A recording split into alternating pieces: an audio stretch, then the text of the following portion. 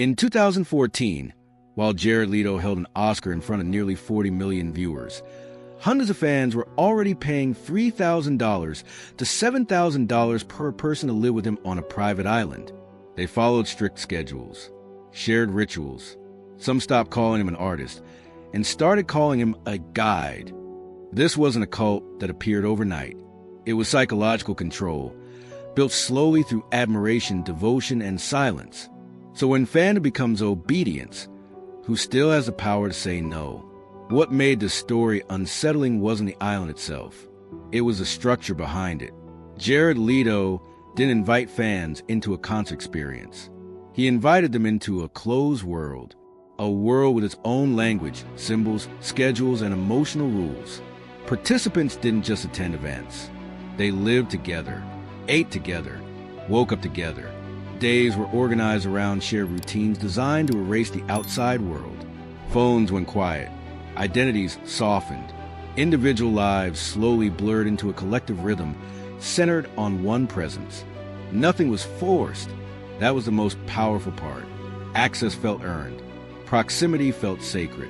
The closer someone got, the more meaningful it felt, and the harder it became to step away.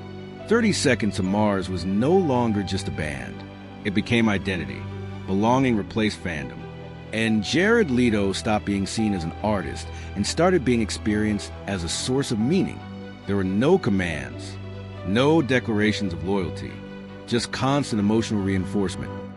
Admiration rewarded, doubt quietly dissolved. This wasn't a moment. It was a process built over years. By the time outsiders began asking questions, the system was already self-sustaining. Those inside didn't feel controlled. They felt chosen. And when people believe they have chosen freely, they defend the structure that holds them, even when it begins to take more than it gives. That's what made it dangerous. Not the spectacle, but how normal it felt from the inside. And once a system no longer needs force to survive, it doesn't need to hide either. Long before control became a system, it existed as a need. And for Jared Leto, that need began early, long before fame, long before applause, long before anyone followed his rules. He was born into instability, a childhood defined by constant movement, financial uncertainty, and the absence of permanence. Home was never a fixed place. Routine never lasted long enough to feel safe. Every relocation reset the world around him, forcing adaptation instead of attachment. When nothing stays, the instinct is not to trust. It is to manage. The most formative loss came quietly without spectacle. Jared's father died by suicide while he was still young. There was no explanation that could restore balance, no authority figure left behind to model stability or emotional regulation. The loss didn't explode outward. It settled inward. And inward grief teaches a different lesson. People disappear, structures collapse, and safety is temporary. In that environment, control does not look like domination. It looks like prevention. Jared's mother encouraged creativity as a lifeline. Music, art, and performance became spaces where effort produced predictable results. Practice led to progress. Discipline led to recognition. Unlike life, art followed rules. And for a child raised in chaos, rules feel like shelter. When the world is uncontrollable, the self becomes the only thing left to organize. Performance offers something else as well: visibility. Being seen replaced being held. Applause replaced reassurance. Attention became proof of existence. This wasn't vanity forming. It was structure. On stage or in character, Jared could define who he was, how long he existed in that form, and how others responded. Control over perception became a substitute for emotional safety. As he grew older, intensity hardened into identity. Nothing partial felt enough. Casual belonging felt dangerous. He gravitated toward extremes, emotionally, creatively, physically, because total immersion eliminated uncertainty.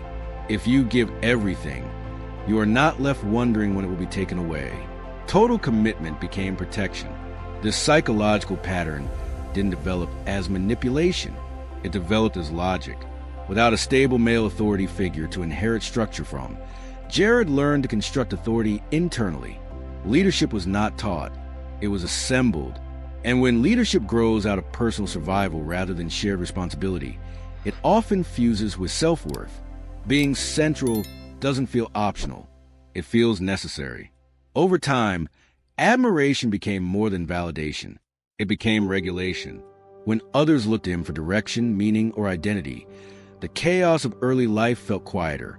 The world felt organized. Relationships felt predictable. Control didn't register as power over others. It registered as balance within himself. The absence of resistance felt like harmony, not dominance. By the time fame arrived, the foundation was already set. Success didn't create the desire to shape environments. It simply gave that desire scale.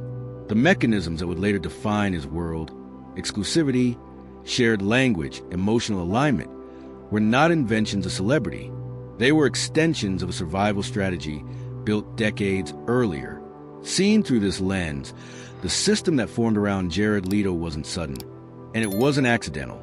It was the external expression of an internal architecture, one designed to keep instability out and certainty in. Control wasn't about others submitting. It was about ensuring that nothing essential could vanish again without explanation. And when safety becomes indistinguishable from influence, how does anyone recognize the moment protection quietly turns into power? The moment of arrival didn't feel like a breakthrough. It felt like confirmation.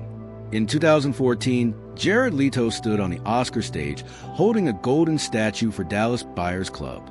The industry didn't just reward performance. It validated a philosophy. Extreme physical transformation was praised as integrity.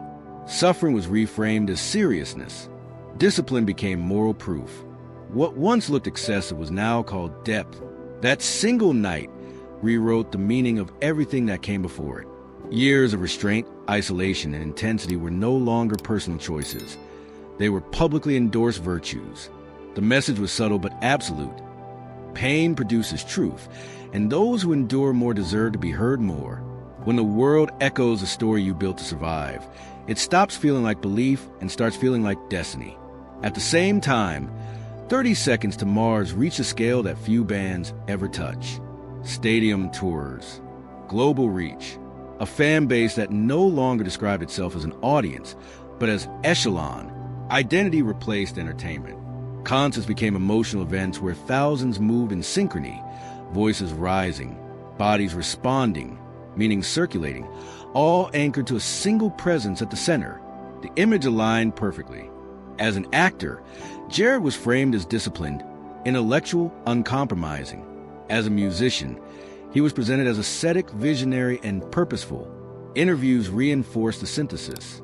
He spoke about restraint, self-mastery, intention. Fame in his hands wasn't indulgent. It was responsibility. Control wasn't criticized. It was admired. Scarcity completed the illusion. Access to Jared was limited. Proximity felt earned. Being close was rare, emotionally charged, and deeply meaningful. Distance didn't create suspicion. It created longing. Longing deepened devotion. Without issuing commands or rules, a hierarchy formed naturally, one shaped by admiration rather than force. From the outside, there was nothing to challenge. Awards accumulated. Tours sold out. Fans expressed gratitude, not concern. There were no public meltdowns, no tabloid implosions, no obvious signs of excess. The system appeared healthy because it produced results. Success quieted questions before they could form. This was the most dangerous phase. Not because anything looked wrong, but because everything looked justified. Jared wasn't acting like a tyrant.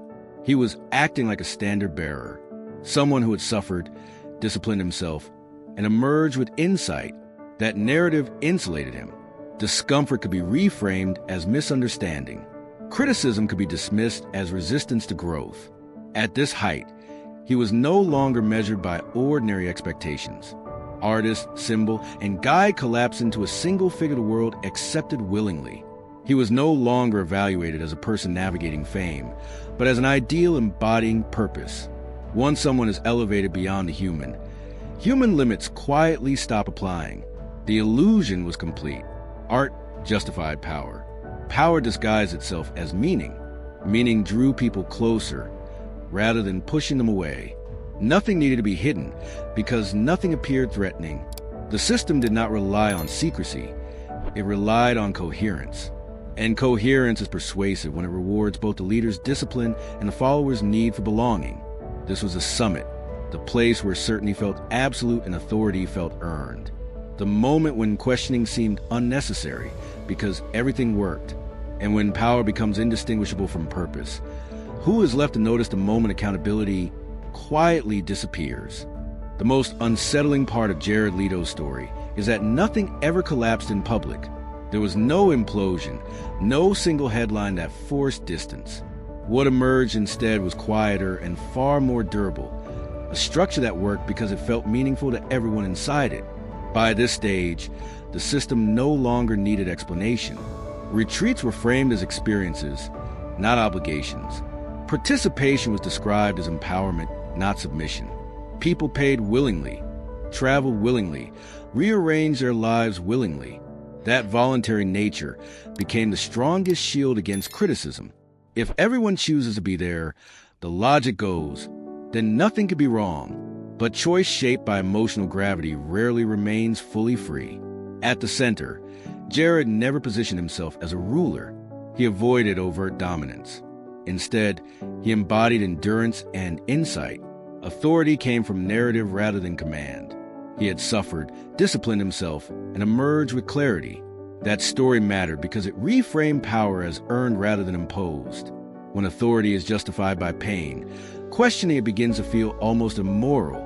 Access became the primary mechanism of influence. Proximity was scarce, selective, emotionally charged. Being close to Jared felt like being closer to meaning itself. Scarcity created hierarchy without decoration. Those inside felt chosen. Those outside felt drawn. Loyalty didn't need to be demanded. It was sustained by the fear of losing something that felt transformative. And when belonging is tied to access, independence erodes quietly. Language did the rest. Ordinary boundaries were replaced by moralized terms. Family, unity, awakening, growth. Doubt wasn't punished. It was reframed as internal resistance. Discomfort wasn't acknowledged as warning. It was celebrated as evolution. Over time, personal limits stopped feeling protective and started feeling regressive. The system didn't need to silence people. It taught them to silence themselves. Stories from former participants surfaced slowly and unevenly. Not accusations that detonated, but fragments, confusion, emotional dependency, shame, difficulty explaining what had happened. Many struggled to name harm because nothing overtly illegal had occurred. No locked doors, no explicit commands, just pressure that felt internal rather than imposed. And in a culture that recognizes harm only when it is dramatic, quiet damage rarely receives validation. Hollywood's response followed a familiar pattern: avoidance. Jared Leto represented artistic credibility, commercial value, and moral seriousness. Challenging him meant challenging the belief that suffering produces greatness. Media softened language. Studios avoided confrontation. The absence of legal consequence was mistaken for the absence of harm. Stability was prioritized over clarity, and the cause was deferred to those with the least power. What made the dynamic especially hard to confront was its apparent success. Careers advanced. Tours sold out. Fans expressed gratitude, not distress. From the outside, everything looked functional. From the inside, it felt affirming. But systems organized around a single emotional center carry an invisible risk. Gravity pulls inward. Autonomy weakens. And when meaning flows from one source, dissent feels like exile. Responsibility blurred. Jared could tell himself he wasn't controlling anyone. People chose to be there. They chose to follow. They chose to believe. Perhaps he believed that too. But influence doesn't require malicious intent to cause harm. Power doesn't wait for consent to reshape behavior. Once people build identity around your presence, your role becomes structural whether you acknowledge it or not. What existed now wasn't a villain and victim narrative, but a closed loop. Admiration fed authority. Authority justified distance. Distance deepened devotion. The loop sustained itself without coercion because belief did the work. The system didn't rely on secrecy. It relied on coherence. And coherence is persuasive when it offers safety and meaning at the same time. When a system teaches people to doubt their own instincts while rewarding devotion, where does responsibility truly begin before anyone is willing to name the cost? As the structure held together externally, the tension shifted inward. For Jared Leto, influence no longer needed to be exercised. It had become ambient.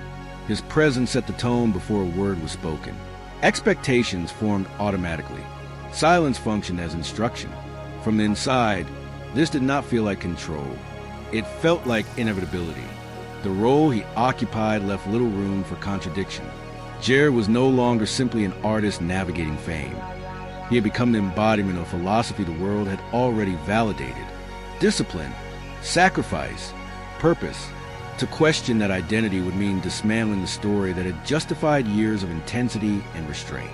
And when self-worth fuses with being exceptional, doubt feels less like reflection and more like annihilation. This is where intention and impact quietly separated. Jared could sincerely believe he was offering connection, meaning even healing. Others could simultaneously experience pressure, confusion, and emotional dependence.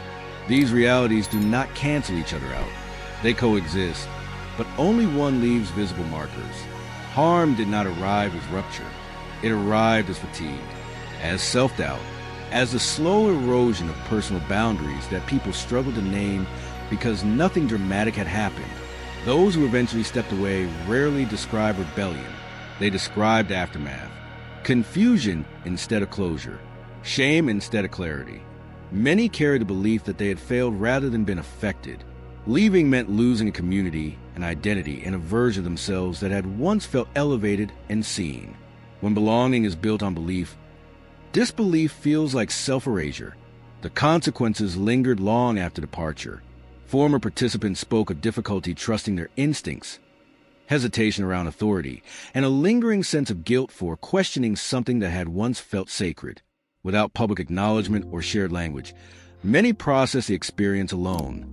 Quiet harm tends to be internalized, and internalized harm reshapes how people relate to power everywhere else in their lives. For Jared, the absence of confrontation reinforced the role. There was no public reckoning to force introspection, no institutional push demanding accountability. Silence protected the narrative. In that vacuum, ambiguity hardened into identity. If no one demanded a reckoning, there was no incentive to step out of the structure that continued to reward him professionally and culturally. Yet power carries a cost even when it is normalized. Being the emotional center of so many lives creates a strain few people are equipped to carry. The pressure to remain composed, enlightened, and ahead of doubt leaves little room for vulnerability. Stepping down would not simply mean relinquishing influence. It would mean facing the old fear of abandonment that control had been built to prevent. Leadership became a defense mechanism rather than a choice. Gradually, distance replaced engagement.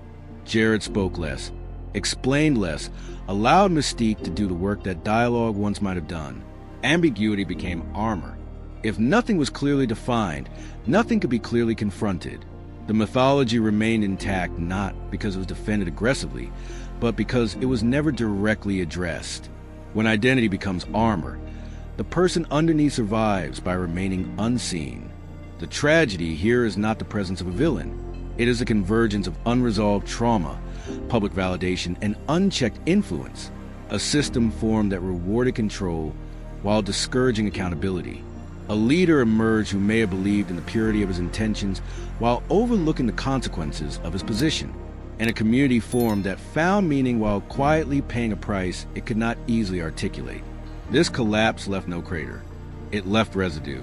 In people relearning trust in themselves. In questions that never received answers. In a figure who never fully stepped down because stepping down would require admitting that the system functioned exactly as designed. The damage did not explode. It diffused.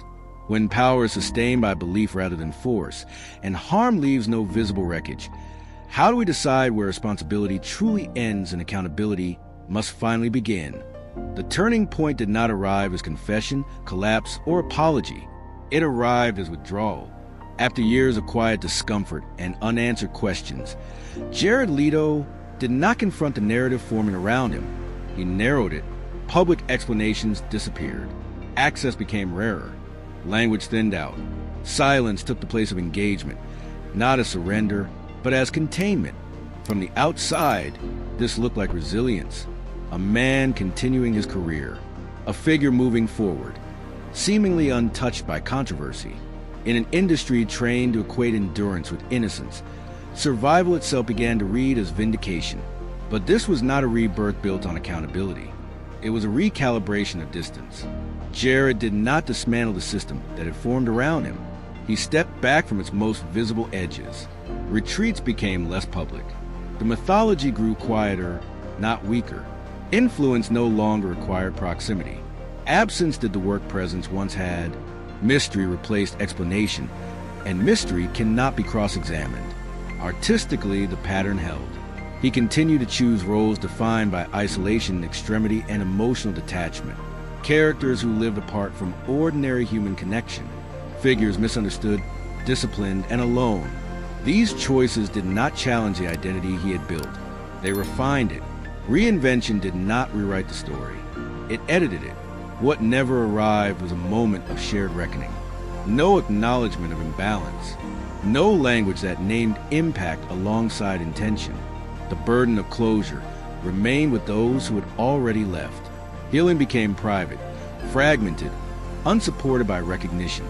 And when closure is denied collectively, it becomes heavier individually. For Jared, this phase likely felt less like renewal and more like survival. Stepping fully into accountability would have required dismantling the structure that had protected him since childhood. Control had once been a response to loss. Now it was a shield against exposure. Letting go would mean facing the possibility that the system was not misunderstood, but misaligned. And misalignment threatens identity at its core. So the transformation remained incomplete. The outer posture changed. The inner logic did not. Authority was no longer displayed openly, but it was never relinquished. The center did not dissolve. It grew quieter. Rebirth in this context did not mean rebuilding on different terms. It meant continuing without interruption, allowing time and distance to soften what clarity would have sharpened. This was a fork in the road. One path led toward genuine transformation, rooted in accountability and shared truth. The other led toward preservation, rooted in ambiguity and endurance. The choice was never announced, but its direction became visible in what followed. When retreat replaces reflection and silence stands in for reckoning, is that rebirth, or simply another way of remaining untouched? Time did not erase the story around Jared Leto. It reframed it. In the years that followed, he did not retreat from public life. He refined it. Fewer explanations, fewer invitations, a carefully maintained distance that transformed controversy into background noise. Projects continued. Appearances came and went. The narrative shifted from scrutiny to longevity, from questions to endurance. In a culture that equates staying visible with being vindicated, continuity itself became a form of absolution. Professionally, the pattern remained consistent. Roles gravitated toward isolation, intensity, and emotional extremity. Characters defined by discipline and detachment, living on the margins rather than within ordinary human connection. These choices did not challenge the mythology. They sustained it. Distance was no longer a defense. It was a brand. Silence suggested depth. Ambiguity suggested control. For those who had once been close, life moved forward without closure. The absence of acknowledgement forced healing into private spaces.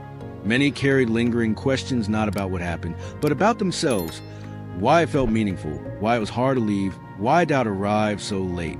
Quiet experiences rarely receive public language, and without language, understanding becomes a solitary task.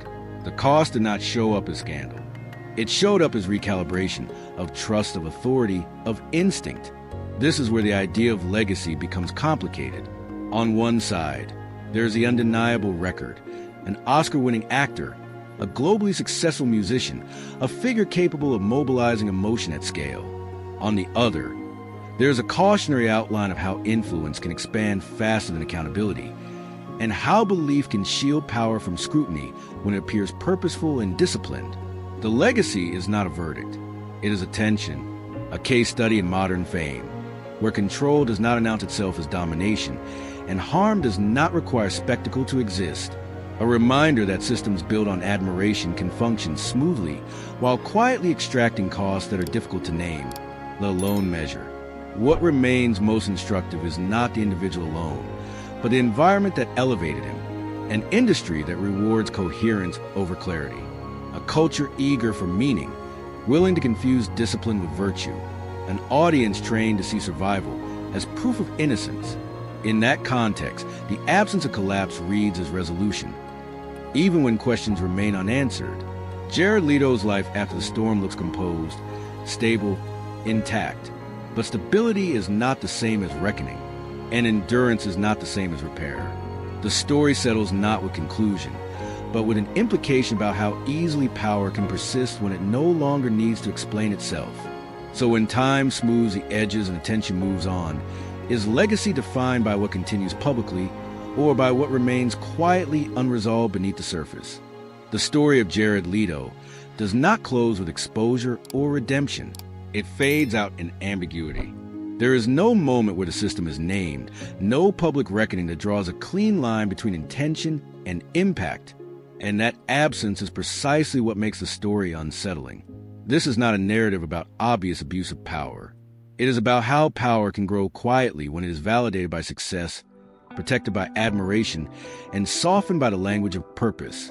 When discipline is praised as virtue and suffering is framed as insight, influence no longer needs to justify itself. It simply exists.